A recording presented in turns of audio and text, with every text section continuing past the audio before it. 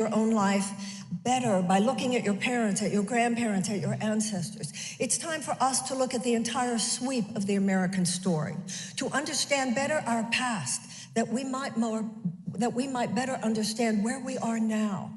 We need to know, what do we owe our ancestors and what do we know our descendants? And we can't know any of that until we see where we stand in the midst of the larger scope of the American story.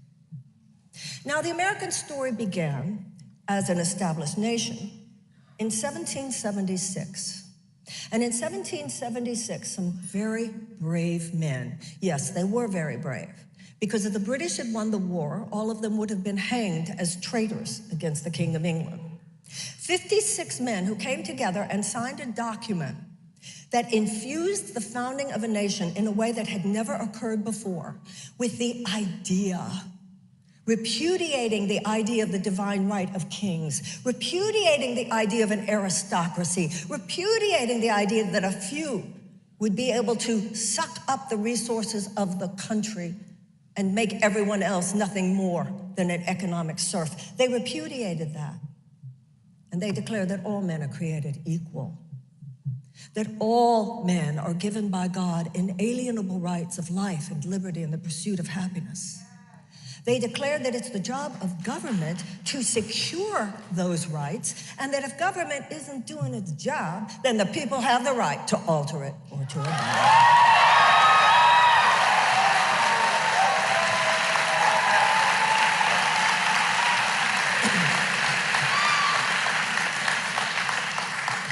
Now, that was extraordinary, of course, but it's also where the story got very gnarly.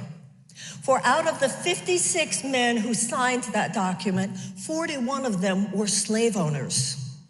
So that dichotomy between the extraordinarily enlightened principles politically and enlightened principles morally, on which we purport to stand, is often at odds with forces within our country who usually, for their own economic purposes, have no intention whatsoever of seeing those principles actualized, and have proven in every generation, even unto ours, that they will go to the most violent lengths to make sure they don't.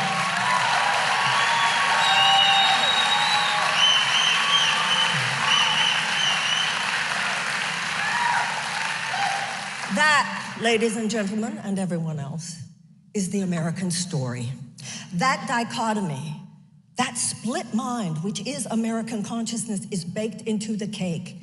And it has been with us from the beginning, and every generation of Americans reiterates the story. What we are going through right now is baked into the cake here. It is no different than what other generations have faced, but I'm here to say to you, other generations stood up and pushed back, and now it's our turn. That's what we need to do.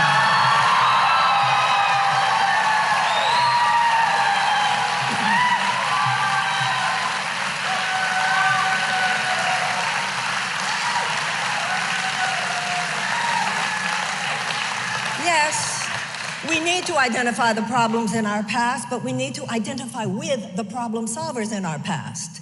We responded to slavery with abolition. We responded to the institutionalized oppression of women with the women's suffrage movement. We responded to the Gilded Age with the establishment of the labor movement and the New Deal. We responded to segregation with the civil rights movement, and it is our turn now.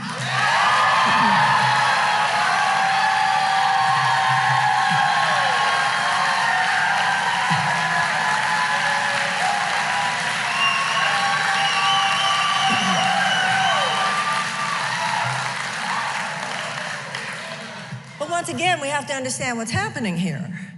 Because for the abolitionists, the problem was the institution of slavery. For the women's suffragists, it was the fact that we didn't have women's suffrage. You needed to pass a constitutional amendment. We needed to establish the labor movement. We knew that the problem was segregation. And so you needed the civil rights movement. You needed civil rights legislation. You needed voting rights legislation. The reason we have such a problem today is because it is not one specific institution that plagues us and that opposes real democracy and that opposes the equality of people and of economic justice, that opposes the very principles on which we stand. It's not one institution this time. It's like an atomizer spray of economic injustice. It is over here.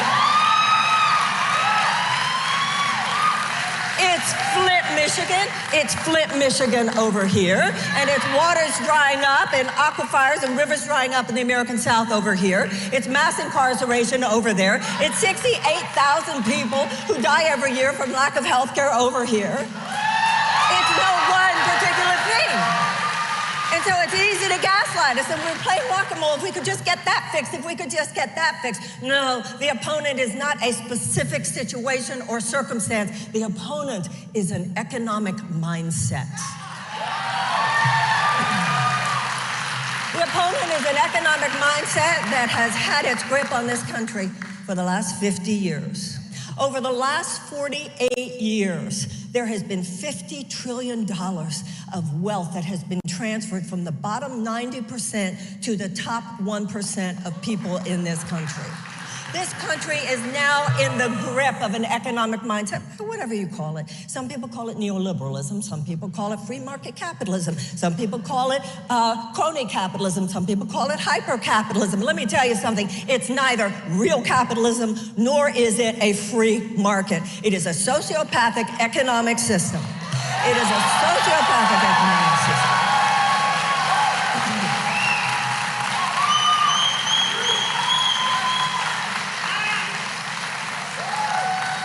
That in policy after policy after policy makes sure that those who already have will probably get more, and those who do not have will have a hard time even surviving.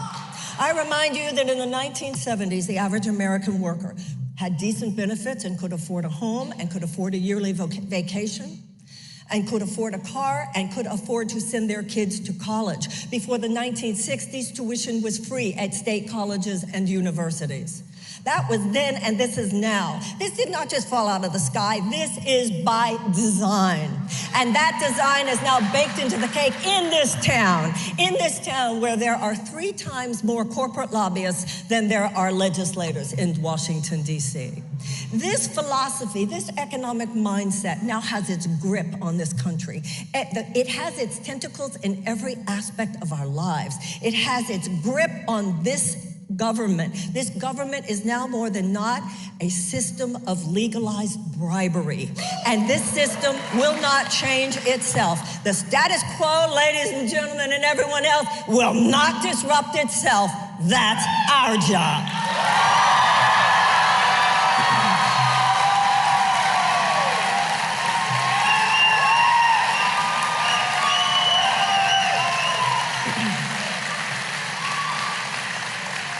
We should remember that Abraham Lincoln, standing on the battlefield at Gettysburg, speaking of the men who had died there fighting for the Union, said that they had given their last full measure of devotion so that a government of the people, by the people, and for the people would not perish from the earth. It's time for us to look in the mirror as Americans and face the very painful fact government of the people, by the people, and for the people is perishing now. This government is now a government of the corporations, by the corporations, and for the corporations.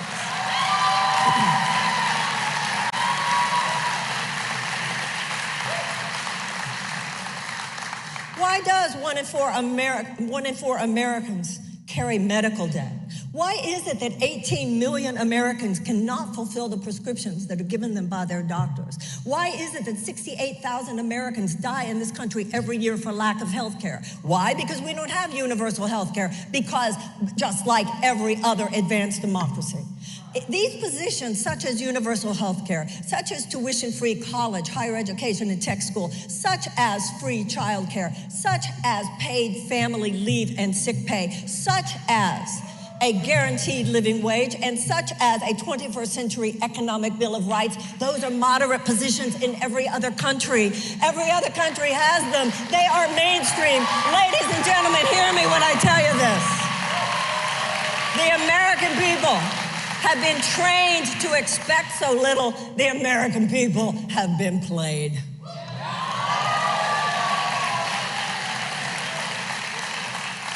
But this is a new time in America. And many people who realize, even if they themselves are not living at the effect of all of this entrenched injustice, know that the fact that that entrenched injustice exists is an unsustainable position. I'm so glad that President Trump did not win the last election. That means we didn't go over the cliff, but I'll tell you something, we're still 6 inches away from it. We are 6 inches away from the cliff in terms of the state of our democracy. We are 6 inches away from the cliff in terms of the state of our environment. We are 6 inches away from the cliff in terms of the state of our economy. This is not something where you can just tweak it here and have an incremental approach there and try to change things here and a little bit there. Oh, that'll work fine for the 20% of Americans for whom the economy is basically okay. But those 20%, those of us who live on that island of 20% of Americans for whom things are basically good, are surrounded by a vast sea of economic anxiety and despair. We don't need any more evidence that this system is intrinsically corrupt. We can see it in the broken windows. We can see it in the shattered factories. We can see it in the addiction-addled brokenness of our fellow citizens. We can see it in the despair. We can see it in the addiction. We can see it in the anxiety. We can see it in the depression. And people in this town, if they will not care enough to solve the problems that produces all that despair, half the people in this city don't even notice it. They are so buffered from the ravages of human suffering, they don't even mention the word poor. They don't even mention the word poverty, much less address its deeper causes. So some people in this city just don't even seem to care. Some people in this city, with some very brave exceptions, apparently don't have the spine or the moral courage to fix it. Ladies and gentlemen, let me in there. I will.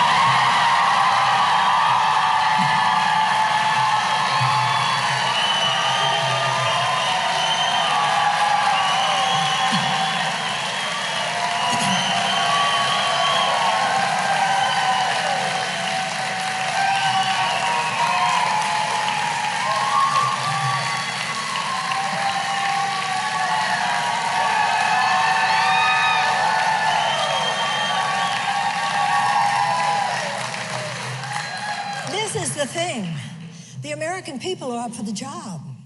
The American people are ready for the task.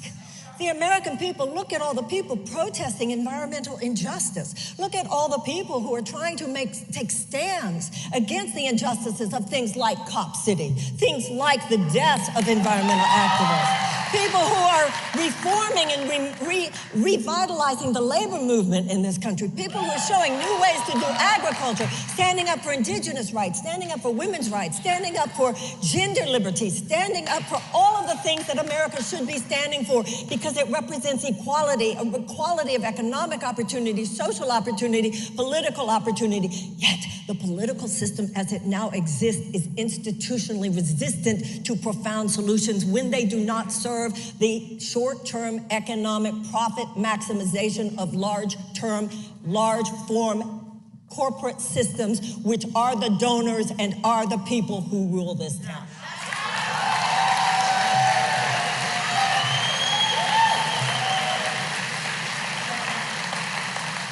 And so it's not like we don't have the solutions. There are people in this town who have the solutions. There are people all over this country who have the solutions. But the people who are in power either don't have the solutions or do not deeply support the solutions. And people who have the solutions do not have the power. Once again, let the people get in there. We'll handle it from here.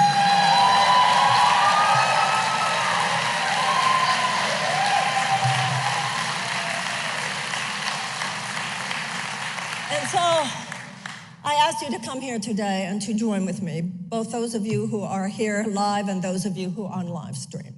I have run for president before. I am not naive. I'm not naive about the forces which have no intention of allowing anyone into this conversation who does not align with their predetermined agenda. I understand that in their mind, only those people whose careers have been entrenched in the car that drove us into this ditch should possibly be considered qualified to lead us out of this ditch.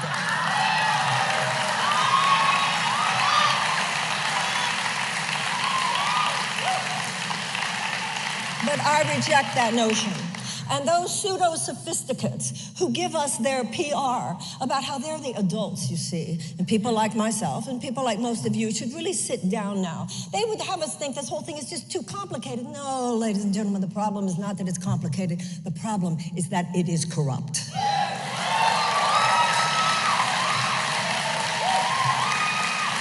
And to those who feel that they are the adults in the room, they are the sophisticates in the room, and the rest of us should simply sit down and let them run things. Yes, where they have run things is to where we are now. To them I say, you are neither sophisticated nor a true grown-up. A real grown-up does not knowingly allow a child to go hungry.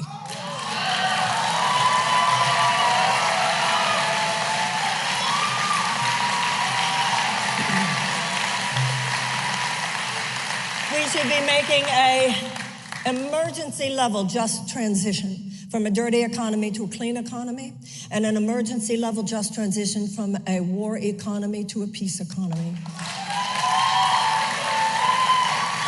None of those fundamental changes are going to happen, however, until and unless we the people step in. No one person can fix it. This is a time of collective effort. All of us are necessary in whatever way our heart leads us to serve. This is not a time, however, to just ask, what can I get? It's time to ask, how can I serve? I'm not saying that one person can fix it. I'm not saying even one president can fix it. But let me tell you something, a president who lays it down and says it like it is would do a lot of good.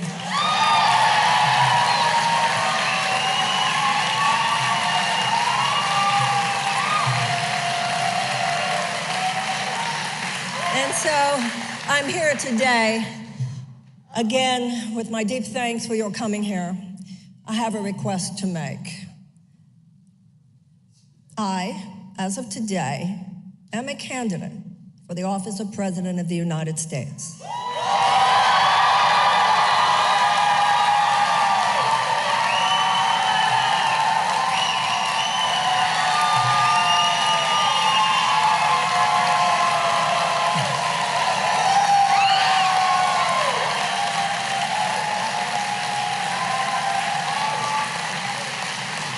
And I am reminded and I am guided by the words of Franklin Delano Roosevelt, who said that a necessitous man is not a free man. Not every chain is visible. It is time for us to release the shackles that are on the 64% of Americans who are living paycheck to paycheck. It is time for us to do what other generations have done. And Franklin Roosevelt said that we would not have to worry about a fascist takeover, he said, as long as democracy delivered on its blessings. Given the economic situation of far too many Americans today, given the behavior of this corporate matrix, whether it has to do with insurance companies, big pharmaceutical companies, big oil companies, big agricultural companies, big food companies, big chemical companies, or the military-industrial complex and the defense contractors that they serve, they have had their day. Corporate tyranny will end now. Only of you.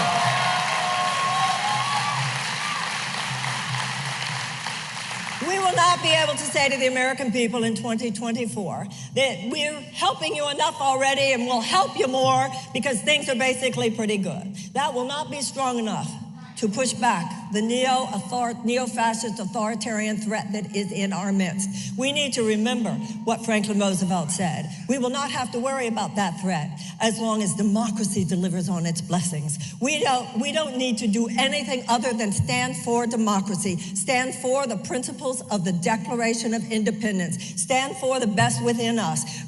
Reject within ourselves the nihilism, reject within ourselves the cynicism, reject within ourselves the personal anger. We must remember what Martin Luther King said. We must conduct our struggle on the high plane of dignity and discipline. And it is from that place that I request your donations, I request your volunteerism, I request your help. And I say to you now, again, hear me, it's our turn. Let's do this. Thank you very, very much.